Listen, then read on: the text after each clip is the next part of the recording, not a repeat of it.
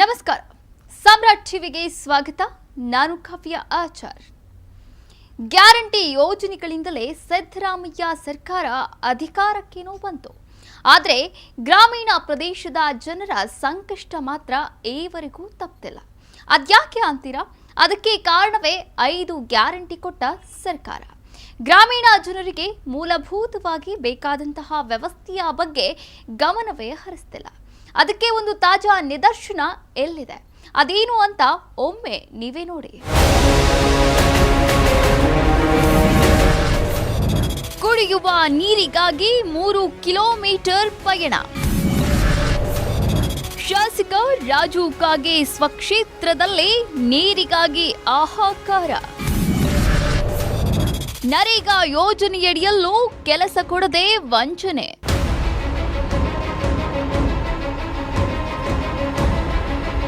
ವೀಕ್ಷಕರೇ, ಅಥಣಿ ತಾಲೂಕಿನ ಕಾಗವಾಡ ಮತಕ್ಷೇತ್ರ.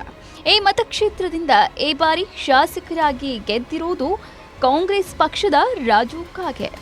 ಅಧಿಕಾರದಲ್ಲಿರುವ ಸರ್ಕಾರದ ಶಾಸಕರಾದರೂ ಕ್ಷೇತ್ರದಲ್ಲಿ ಜನ ಪಡುತ್ತಿರುವ ಸಂಕಷ್ಟದ ಬಗ್ಗೆ ಗಮನ ಹರಿಸುತ್ತಿಲ್ಲ.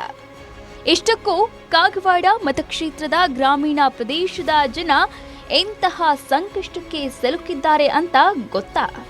ಅದುವೇ ಕುಡಿಯುವ ನೀರಿಗಾಗಿ ಪರದಾಡುತ್ತಿರೋದು. ಕಾಗವಾಡ ಮತಕ್ಷೇತ್ರದ ಕಲ್ಲುತ್ತಿ ಗ್ರಾಮದಲ್ಲಿ ಕುಡಿಯುವ ನೀರಿನ ಸಮಸ್ಯೆ ಚಳಿಗಾಲದಲ್ಲೇ ಎದುರಾಗಿದೆ.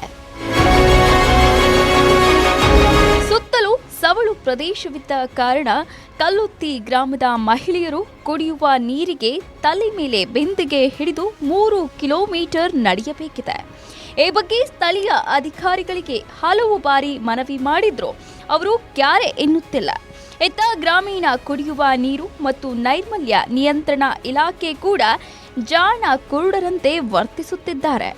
ಕೃಷ್ಣಾ ನದಿಯಿಂದ ಪೈಪ್ಲೈನ್ ವ್ಯವಸ್ಥೆ ಇದ್ದರೂ 1 ವರ್ಷದಿಂದ ನೀರೇ ಬಂದಿಲ್ಲ ಎಂದು ಸ್ಥಳೀಯರು ಆಕ್ರೋಶ ಹೊರಹಾಕಿದ್ದಾರೆ. 8/2/23 ನಾವು ಈಗಾಗಲೇ ಇದರಲ್ಲಿ ಎಲ್ಲರೂ ಸಿಗ್ನೇಚರ್ ಅದಾವ 115 ಮಂದಿದು. ಆದ್ರೂ ಅವ್ರು ಇನ್ನೂವರೆಗೆ 1 ವರ್ಷದ ಕಾಲ ನೀರಿನ ಸೌಲಭ್ಯ ಏನೂ ಮಾಡಿಲ್ಲ. ಯಾರು ಬಂದೇ ಇಲ್ಲ, ಯಾರು ಕೇಳೇ ಇಲ್ಲ. ಏನು ಕುಡಿತೀರಿ, ಹೆಂಗೆ ಕುಡಿತೀರಿ, ಏನು ಊಟ ಮಾಡ್ತೀರಿ ಅಂತ ಊಟ ಮಾಡೋದಂತ ಸಮಸ್ಯೆ ದೂರ ಇರಲಿ.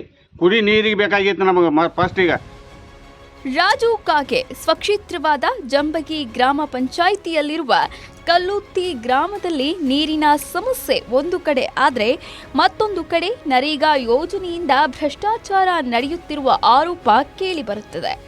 ಕಲ್ಲುತ್ತಿ ಗ್ರಾಮದಲ್ಲಿ ಕೂಲಿಯನ್ನೇ ಅವಲಂಬಿಸಿರುವ 100 ಕುಟುಂಬಗಳಿವೆ. ಆದರೆ ಜಂಬಗಿ ಗ್ರಾಮ ಪಂಚಾಯಿತಿಯಿಂದ ಒಂದು ದಿನವೂ ನರೇಗಾ ಯೋಜನೆ ಅಡಿ ಕೆಲಸ ನೀಡದೆ ವಂಚನೆ ಮಾಡಲಾಗ್ತಿದೆ ಎಂದು ಸ್ಥಳೀಯರು ಗಂಭೀರವಾಗಿ ಆರೋಪ ಮಾಡಿದ್ದಾರೆ. ನರೇಗಾ ಯೋಜನೆ ಅಡಿ ರಾಜ್ಯದಲ್ಲೇ ಬಹುಕೋಟಿ ಕೆಲಸ ಮಾಡಿರುವ ಹೆಗ್ಗಳಿಕೆಯ ಸಾಲಿನಲ್ಲಿ ಜಂಬಗಿ ಗ್ರಾಮ ಪಂಚಾಯಿತಿ ಇದೆ. ಆದ್ರೀಗ ಅದೇ ಗ್ರಾಮ ಪಂಚಾಯಿತಿ ವಿರುದ್ಧವೇ ಸ್ಥಳೀಯರಿಂದ ಆರೋಪ ಕೇಳಿ ಬಂದಿದೆ. ಇದೆಲ್ಲ ನೋಡ್ತಿದ್ರೆ ಜಂಬಗಿ ಗ್ರಾಮ ಪಂಚಾಯತ್ತಲ್ಲೇ ಭ್ರಷ್ಟಾಚಾರ ಎಗ್ಗಿಲ್ಲದೆ ನಡೀತಿದ್ಯಾ ಎನ್ನುವ ಶಂಕೆ ವ್ಯಕ್ತವಾಗಿದೆ. ಮೊದಲೇ ಬರ ಪರಿಸ್ಥಿತಿಯಲ್ಲಿ ಬೆಂದ ಗಡಿ ಜನರಿಗೆ ಈ ಸಿದ್ದರಾಮಯ್ಯ ಸರ್ಕಾರದ ಅಧಿಕಾರಿಗಳಾಗಲಿ ಕಾಗವಾಡ ಮತಕ್ಷೇತ್ರದ ಶಾಸಕರಾಗಲಿ ನ್ಯಾಯ ಕೊಡಿಸ್ತಾರಾ ಅನ್ನೋದನ್ನ ಕಾದು ನೋಡಬೇಕಿದೆ. ಇದಾಗಿತ್ತು ಈ ದಿನದ ವಿಶೇಷ ಕಾರ್ಯಕ್ರಮ. ಮುಂದಿನ ಕಾರ್ಯಕ್ರಮದಲ್ಲಿ ನಾನು ನಿಮ್ಮನ್ನ ಭೇಟಿಯಾಗ್ತೀನಿ. ಅಲ್ಲಿವರೆಗೂ ನೀವು ನೋಡ್ತಾ ಇರಿ ಸಾಮ್ರಾಟ್ ಟಿವಿ. ಇದು ನೊಂದವರ ಧ್ವನಿ.